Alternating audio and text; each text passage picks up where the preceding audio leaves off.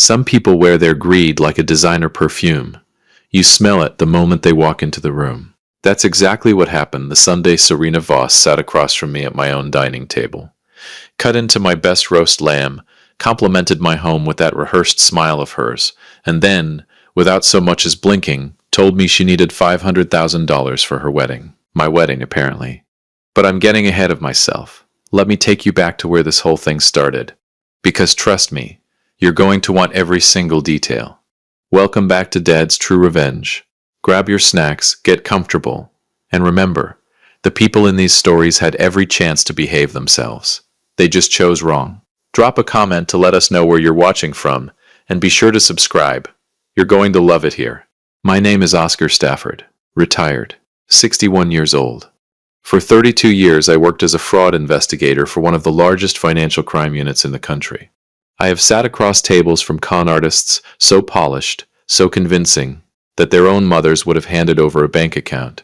I have watched people smile at me while lying through every single tooth in their heads.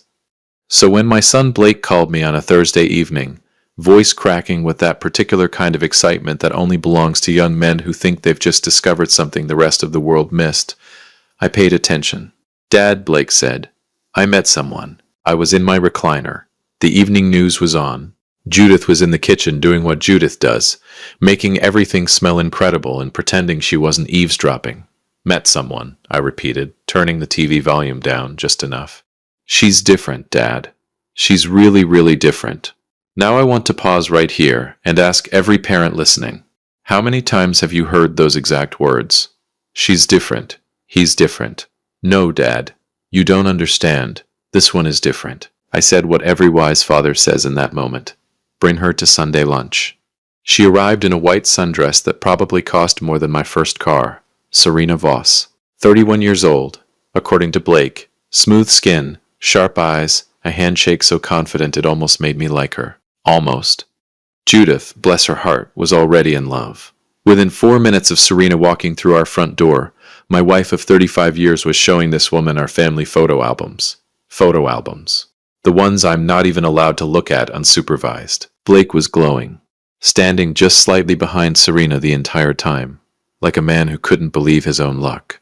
And that, right there, was the first thing that bothered me. Not the dress. Not the handshake. The fact that my son, a confident, sharp young man I raised to stand in every room like he belonged there, was suddenly operating like Serena's shadow. I filed that away. We sat down to lunch. Judith had made roast lamb, rosemary potatoes, the kind of meal that makes people emotional. Frank Delano, my oldest friend, 30 years on the force before he retired, sitting at the far end of the table with a glass of iced tea and the most convincingly bored expression a man has ever worn, gave me a small nod when Serena wasn't looking. Frank and I had a system. We'd developed it over decades. It required no words. I noticed how Serena ate, controlled, deliberate, watching portions. Not because she was watching her figure, because she was watching us. Every bite is calculated, every compliment timed. "This is absolutely beautiful, Mrs. Stafford," Serena said, gesturing around the dining room. "Oscar, you built something really wonderful here." "We built it," I said, nodding toward Judith. 35 years of bad decisions and good luck. Everyone laughed. Serena laughed the loudest and the longest. 2 beats too long. Filed away. Blake reached across and squeezed Serena's hand. She squeezed back without looking at him. Filed away. Frank helped himself to more potatoes and said absolutely nothing. "Here's what I want you to understand about a professional con artist, and I mean a good one. They never rush. That's what separates the amateurs from the ones who actually scare you. An amateur comes in hungry, impatient, makes their move too early and too obviously. A professional makes you feel the relationship before they make you feel the ask. They build warmth. They make you invest. They make you like them before they cost you anything." Serena Voss was a professional. She spent the first 40 minutes of that lunch being utterly charming. She asked Judith about her garden. She asked me thoughtful questions about my career. Not the intrusive kind, the flattering kind. She laughed at the right moments. She touched Blake's arm just enough to look devoted without looking theatrical. And then, right as Judith was clearing the first round of plates, right as the table was relaxed and full and warm and liquid with good food and easy conversation, Serena set her wine glass down, folded her hands, and smiled at me. "Oscar," she said, I want to talk to you about the wedding. I leaned back in my chair. Of course you do. Blake and I have been talking, and we both agree we only want to do this once. We want it to be everything. She paused for exactly the right amount of time. We're looking at a budget of around $500,000. The table went quiet.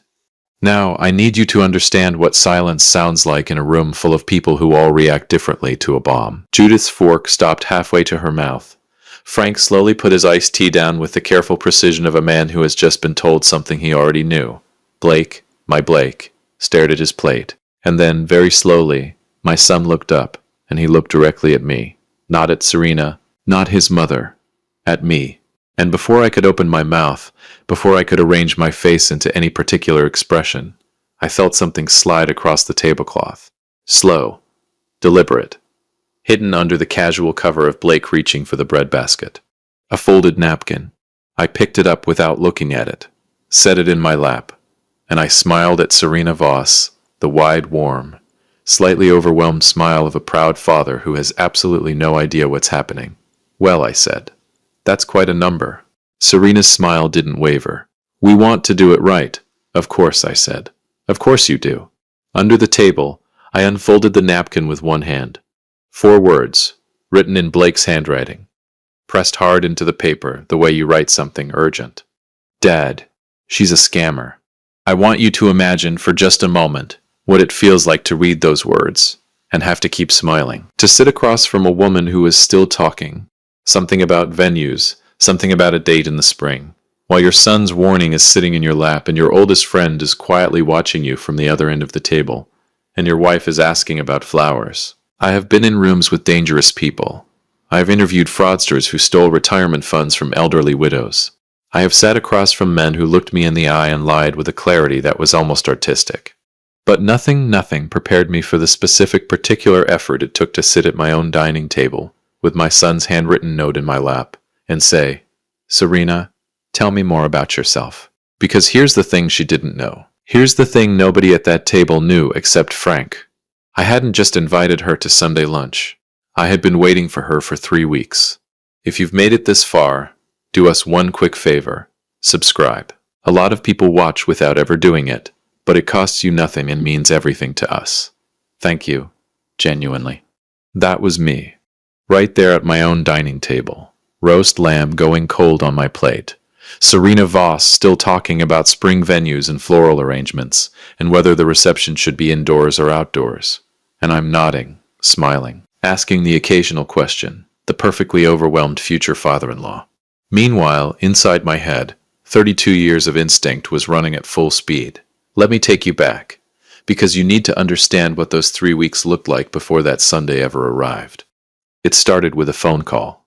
Not from Blake. From a former colleague of mine, a woman named Patricia Owens, 26 years in financial crimes, currently consulting for 3 federal agencies simultaneously.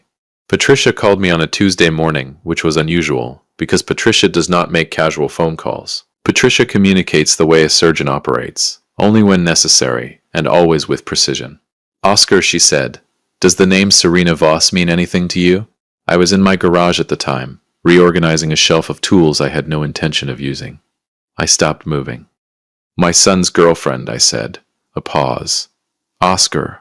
Another pause. Longer this time. The kind that arrives before information you would genuinely prefer not to have. How serious is it? I set down the wrench in my hand very carefully. Patricia. Talk to me. What she told me over the next 40 minutes restructured everything I thought I knew about the woman my son had been dating for 4 months. Serena Voss, real name, real background, but a very, very curated public face.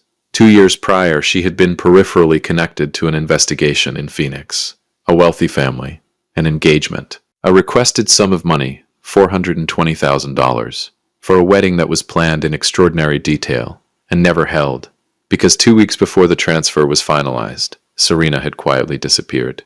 No charges, not enough for charges. She was careful. Carefully careful, the way only experienced people are careful. Nothing in her name. Nothing that stuck. 18 months before Phoenix, there had been a situation in Nashville. Different name used. Similar pattern. Older family. Substantial sum requested. Engagement dissolved under circumstances the family declined to discuss publicly. Patricia couldn't confirm everything, but she had enough. She's evolved, Patricia told me. She's gotten better, more patient, longer runway before the ask. How long was Blake's runway? I asked. 4 months, Oscar. That's longer than both previous cases. I stood in my garage for a long time after we hung up, and then I called Frank Delano. Frank and I had worked together for 19 years before we both retired. If you looked at Frank Delano, you would see a 63-year-old man with a forgettable face, a comfortable stomach, and the conversational energy of a man waiting for a bus. That is entirely intentional. Frank is the single most perceptive human being I have ever encountered in my life, and he has spent 6 decades making absolutely sure nobody knows it. Tell me what you need, Frank said when I finished explaining. Sunday lunch, I said. I need you at the table. I need eyes I trust. Done, he said. What's the play? We let her do it.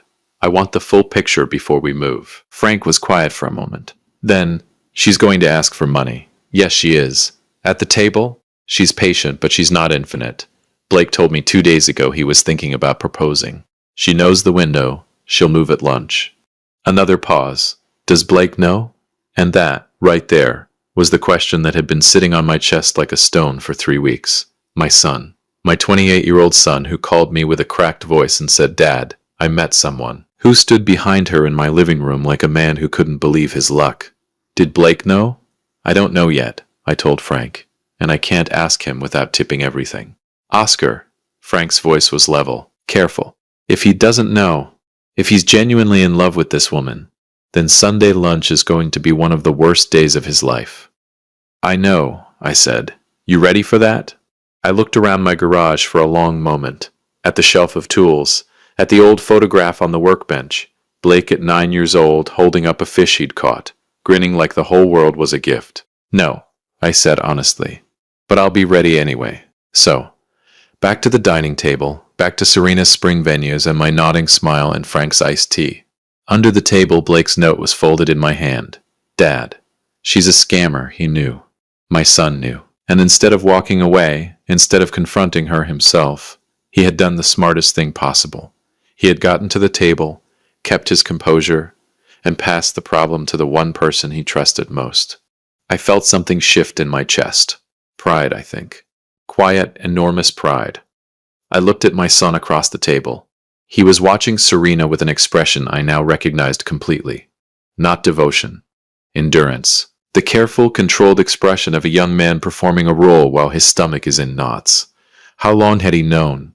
How long had he been carrying this alone? I gave him nothing. No signal, no nod. Just the mild, pleasant face of a father listening to wedding plans. Because Serena was still watching me, and Serena was very, very good at reading faces. But she wasn't as good as she thought. Oscar, she said, steering the conversation back like a ship returning to port. I know 500,000 is a significant number. I want you to know Blake and I have thought about this seriously. This isn't impulsive. I can see that, I said warmly. You strike me as a very thoughtful young woman, Serena. She smiled, gracious, measured. We'd be looking at a venue deposit within the next 30 days, so timing does matter a little. There it is, the timeline. The gentle pressure wrapped in silk. 30 days, creating urgency without appearing urgent. I had seen this exact technique in a deposition in 2009. Different person, same architecture. Judith looked at me. She had been quiet for several minutes, which for Judith is the emotional equivalent of shouting. Oscar, my wife said carefully, maybe we should. 35 years of marriage means a look is a full conversation. She sat back. I turned to Serena. I folded my hands on the table. I gave her my warmest, most disarming smile.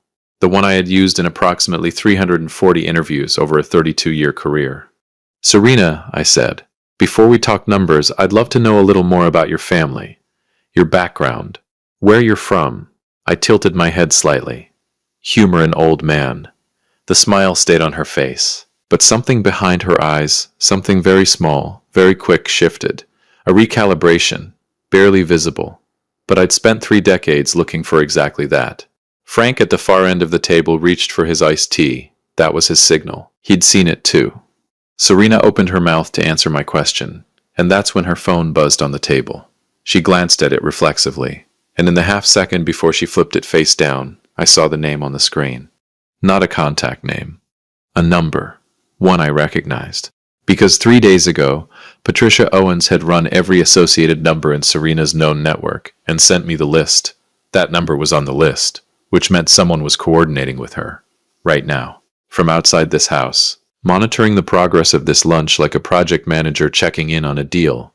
Serena wasn't working alone. I picked up my wine glass, took a slow sip, set it down. "Everything all right?" I asked pleasantly. "Perfect," she said, smooth as glass. "Just my sister." I smiled. She doesn't have a sister. If you've been listening for a while and want stories like this to keep coming, it really helps if you hit that like button and subscribe. 97% of people never do, but it's what keeps this whole thing running. So, thank you for real. I had been waiting 32 years for a moment this personal, and I was going to enjoy every single second of it. Let me tell you what was already in motion before that Sunday lunch ever began. 3 days after my call with Patricia, Frank and I had sat in my garage with 2 coffees and a legal pad and built the architecture of what we were about to do. Not just expose Serena Voss. Exposure alone was too thin, too easy, too forgettable. She had walked away from Phoenix. She had walked away from Nashville. She was careful enough, clever enough, and patient enough to keep walking away indefinitely. We weren't going to expose her. We were going to end her. Patricia had spent 2 weeks quietly reaching back out to the Phoenix family, then the Nashville family. Both had been too humiliated to press forward originally. That's how this particular con works, by the way. The shame of being deceived is weaponized against the victim. People would rather absorb the loss quietly than stand in public and announce they were fooled. But Patricia is extraordinarily persuasive when she needs to be. Both families agreed to cooperate. Meanwhile, Frank had made 3 calls of his own. 1 to a contact at the district attorney's office, 1 to a federal financial crimes unit he'd worked with in 2014, and 1, the most important one, to a quiet, unremarkable man named Thomas Webb, who had spent 20 years doing the kind of investigative work that never appears on any official record, and who had spent the past 10 days doing a very thorough excavation of every financial account, alias, and associate connected to Serena Voss.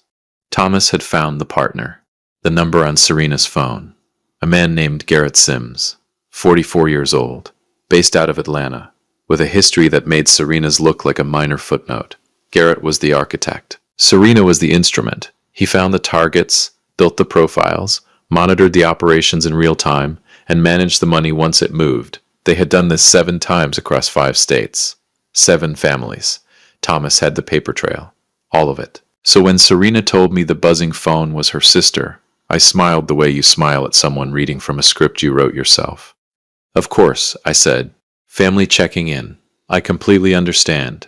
Deliberately, with a small sound of effort that I may have slightly exaggerated. And I picked up my wine glass. "Actually," I said, "I think this calls for something better than wine. I have a bottle in my study I've been saving for a genuinely special occasion." I looked around the table warmly. "I think this qualifies, don't you?" Judith looked at me with the focused attention of a woman who knows her husband extremely well and is now 90% certain he is up to something. Blake looked at me with the desperate, searching expression of a man clinging to a life raft. Serena looked at me with that practiced warmth and said, "Oscar, you don't have to do that." "I absolutely do," I said. And then, to the table in general, "Frank, come give me a hand, would you? My back's been terrible this week." Frank's back was completely fine. Frank knew that. I knew that. And Frank stood up with the slow, obliging energy of a man doing a small favor, and followed me down the hallway toward my study. The moment we turned the corner, completely out of eyeline, I looked at him. He nodded once. I took out my phone and sent a single text. 3 words. Table is set. We were back in the dining room within 4 minutes, bottle of bourbon in hand, Frank carrying glasses with theatrical effort. Judith had moved to the kitchen to prepare dessert. Blake was refilling the water pitcher. Serena was at the table alone. And I absolutely noticed, that her phone was in her hand, not face down on the table. She put it away the moment she heard our footsteps. I set the bourbon down, poured 4 glasses with a generous celebratory hand, passed them around as Judith returned, as Blake sat back down as the table reassembled itself into the warm picture of a family Sunday. I raised my glass. "To Blake," I said, looking at my son with genuine, uncomplicated love. "And to new beginnings." Everyone drank. Serena drank too, eyes bright, shoulders relaxed. She was close now. She could feel it. The warm patriarch, the emotional toast, the expensive bourbon. These were the closing signals she had been trained to read. The money was 48 hours away, maybe less.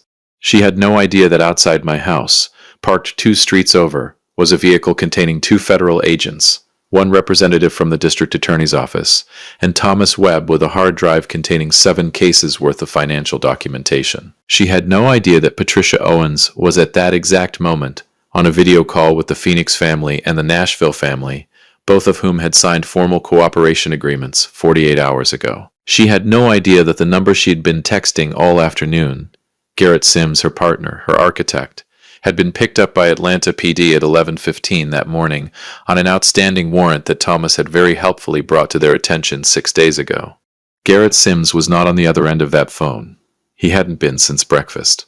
I set my bourbon glass down, folded my hands, and looked at Serena Voss with the same calm, unhurried expression I had used at the beginning of every significant interview of my 32-year career. "Serena," I said, "I owe you an apology." "For what?" "For not being entirely honest with you today." I paused. "You see, I told you I retired." "That's true, but I didn't mention that retirement for a man like me is a fairly relative concept." Something shifted behind her eyes, barely perceptible, the first ghost of unease. "I'm not sure I follow," she said with a light laugh. "Let me help," I said pleasantly. "Phoenix, Arizona. 2 years ago. The Collin family. $420,000 requested. Engagement dissolved." I watched her face. "Nashville, Tennessee. 30 months before that. The Merritt family. Similar pattern. Different name used." I tilted my head slightly. "Should I keep going? Because Thomas has 5 more. And frankly, he's thorough to the point of being exhausting." The table was absolutely silent. Serena's face, and I want to give her full credit here, because she was genuinely exceptional, held its composure for almost 4 full seconds. That is a long time, when every word you've just heard is a wall closing in. 4 seconds of almost miraculous stillness, and then it cracked. Not dramatically, not the way it happens in films, with tears or shouting or a chair scraping back. It was quieter than that. Her eyes changed. The warmth drained out of them the way color drains from a face in cold water. What was left was something flat and assessing and entirely different from anything she had shown us all afternoon. The real Serena Voss, briefly, involuntarily, visible. "I don't know what you think you—" "Garrett Sims," I said, "was arrested in Atlanta at 11:15 this morning." I said it the way you read a weather forecast. Calm, factual, inevitable. The number he was coordinating from, the one you've been texting since you sat down at this table, has been monitored since Wednesday. I paused. "Your sister, I believe you called him." The silence that followed was the most complete silence I have ever heard inside my own home. Blake set his water glass down very carefully. Judith sat very still, hands folded in her lap, with the quiet iron composure of a woman who raised a good son and trusted her husband, and was now watching both investments pay off simultaneously. Serena looked at me for a long moment, calculating, measuring the distance between where she was sitting and every available exit. "There are 2 agents outside," I said helpfully. "Technically, they're here at my invitation, so this is still a social occasion at the moment." I leaned forward slightly. "That changes the moment you stand up without being invited to." She didn't stand up. I reached into my jacket pocket and placed a single document on the table in front of her. A cooperation agreement, prepared by the district attorney's office. Her name already printed neatly at the top. 7. The Collin family lost their retirement savings. The Merritt family's son had a breakdown. I've read every file. I held her gaze. "You're going to sit here, and you're going to sign this, and you're going to give the DA everything on Garrett Sims's operation. Every name, every account, every target you were given. And in return, the DA will take that cooperation very seriously when it matters." I sat back. "Or you don't sign it, and we do this the other way. Either works for me, honestly." Serena looked at the document, looked at me, looked at the document again, and then she did something I genuinely did not expect. She laughed, short, quiet, almost admiring. "How long?" she asked. 3 weeks, I said. She nodded slowly, the way professionals acknowledge other professionals. Then she picked up the pen I had placed beside the document, and she signed it. The agents came in through the front door 11 minutes later. Judith made them coffee, because Judith will make anyone coffee under any circumstances. And that is one of the 10,000 reasons I have loved her for 35 years. Blake waited until Serena was gone before he said anything. He sat across from me at the now quiet table, the dessert untouched, the bourbon bottle still open, and he looked at me with an expression I am going to carry with me for the rest of my life. "How did you know?" he asked. "Before I passed you the note. You already knew, didn't you?" "Yes," I said. "How long had you known?" 3 weeks.